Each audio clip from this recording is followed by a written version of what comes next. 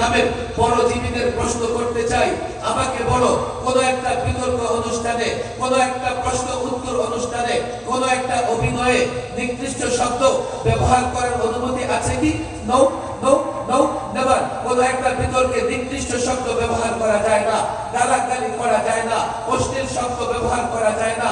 এক পক্ষ আরেক পক্ষকে উদ্দেশ্য করে অশ্লীল শব্দ ব্যবহার করতে পারবে না, ন্যাক্কারজনক শব্দ ব্যবহার করতে পারবে না, নিকৃষ্ট শব্দ ব্যবহার করতে পারবে না। আমাদের জাতীয় সংসদ সদস্য পার্লামেন্টেও বিতর্ক হয়, সেই বিতর্কে যদি কেউ কোনো সস্তা শব্দ, দুর্বল শব্দ ব্যবহার করে, স্পিকার বলে, এক্সপান্স করে, এই শব্দ আপনি ব্যবহার করতে পারবেন না। আমরা একজন আরেকজনের বেলায় বিতর্কে নিকৃষ্ট শব্দ, অশ্লীল শব্দ ব্যবহার করতে পারি না। আমি যদি ধরেও নেই মাহুলরা বিতর্ক করে, আমি যদি ধরেও নেই মাহুলরা তর্ক বিতর্ক করে, প্রশ্ন উত্তর করে, অভিনয় করে, কিন্তু তাদেরকে এই অধিকার কে দিয়েছে? সেই বিতর্কে তারা আল্লাহকে নিয়ে কটূক্তি করবে, সেই বিতর্কে তারা আল্লাহর নবীকে নিয়ে কটূক্তি করবে, সেই বিতর্কে তারা কোরআনের বিকৃত করবে।